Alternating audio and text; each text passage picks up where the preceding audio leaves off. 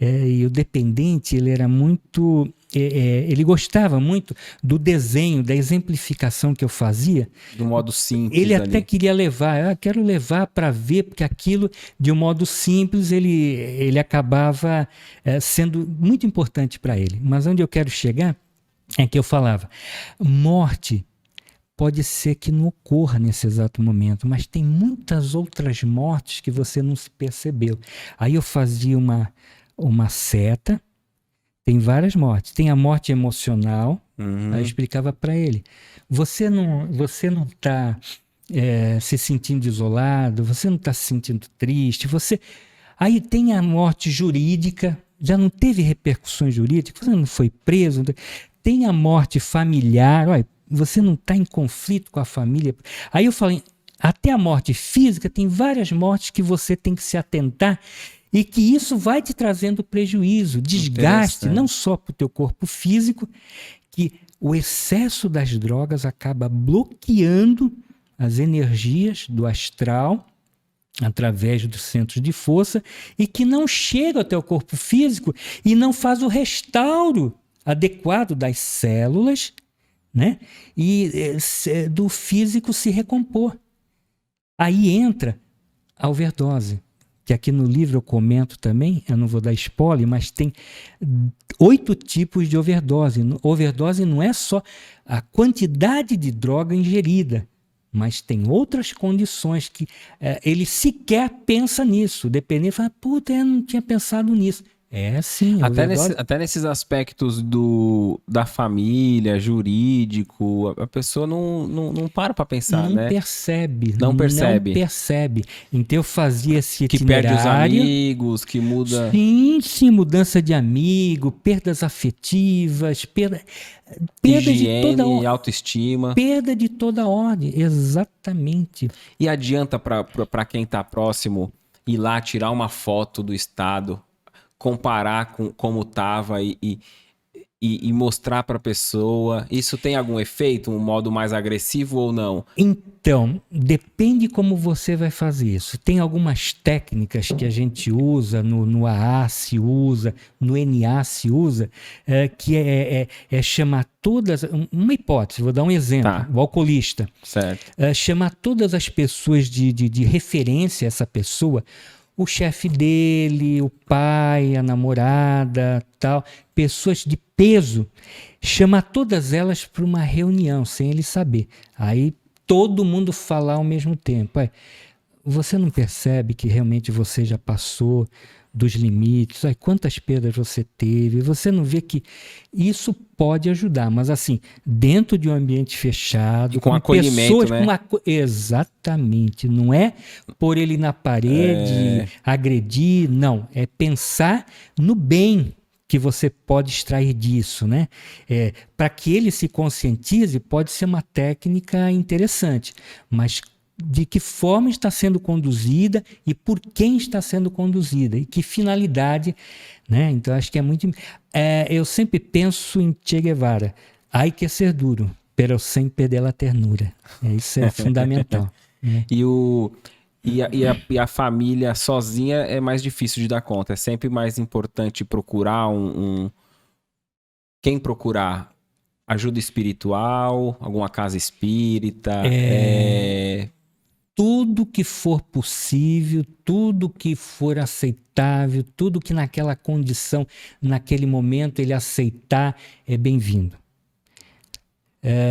Centro de Umbanda, casa evangélica, espírita, qualquer, ele precisa sair da UTI.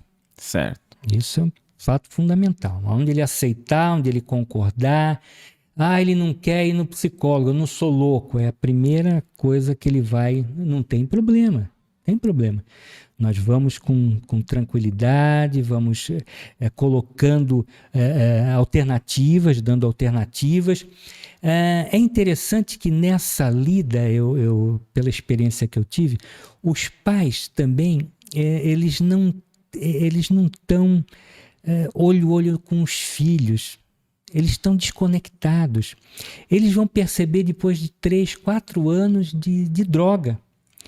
o filho está usando droga, esse olho vermelho, porque eu espirrei desodorante, porque você não quer comer, não, eu já comi lá. Então, logo no início ele já deu sinais. Já deu sinais. Foi desatenção. Foi desatenção, da os família, pais não estão atentos. Muitos pais veem e não querem ver. Muitos pais chegavam lá para mim, no atendimento, levavam um monte de droga, mas, seu Jesus, isso é droga? Olha, eu perguntei para o médico, ele disse que é, eu perguntei para o vizinho, disse que é, mas o senhor tem certeza? Eu fui a 500 pessoas, né, a 40ª, não quer acreditar aquilo, sabe? Então, ela precisa ver uma realidade, isso é factível, isso não é o maior problema. E eu vou dar um dado estatístico da Organização Mundial da Saúde que é muito importante que as pessoas saibam que não é pelo fato da pessoa experimentar droga que ela vai se tornar dependente. Não é. Existe como existe o iter criminis, né, um itinerário do crime, existe um itinerário nessa história toda. Existe o experimentador, é quem experimenta. E quem é esse experimentador e quanto tempo de experiência? Uns 3 anos. A pessoa usar por uns 3 anos e depois ela volta, uma vida normal, acabou. Foi naquele momento, só que ela não tinha elementos que pudessem fazer com que instalasse a doença. Talvez mais elementos seriam alguma predisposição genética? Sim, eu coloco no livro como alma dependente. Tá no livro. Tem algumas características da pessoa, a gente já percebe. Às vezes a criança, você dá lá uma papinha, lembra aquelas papinhas e tal? Nossa, e ela adora aquilo, ela fica ficcionada naquilo. Às vezes pode ter um elemento ali, um aditivo, um corante e tal, que pode trazer um bem-estar para ela. Então, a gente já vai percebendo aí, entendeu? Algumas dicas. E é importante que os pais estejam atentos a isso. Pode ser, de 2 a 3 anos, e ela voltar a uma vida normal. Ela não tem característica de dependência. As características tem várias características psicológicas, que eu coloco aqui também, física. Às vezes a criança que precisou se internar por longos períodos, criança que foi rejeitada pelos pais, criança que teve uma gravidez de risco. Então tem vários, abre aspas, traumas físicos, psicológicos nessa vivência toda, né? Criança que foi adotada, criança... Tudo isso é um olhar que a gente tem que ter ali, entendeu? Que pode ser algo que pode estar trazendo alguma coisa, né? Nem todo mundo, claro, tem pessoas que estão perfeitamente adaptadas e tudo mais, mas tem umas que não vão aceitar determinadas condições, que vão apresentar rebeldia, que vão, né?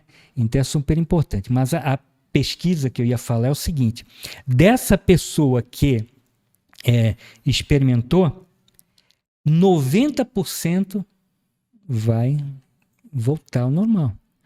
Ok? Não fica viciado. Não fica viciado. Então você está aqui pela primeira vez, não se esqueça de se inscrever, ativar a notificação, para que seja sempre notificado, receba o lembrete.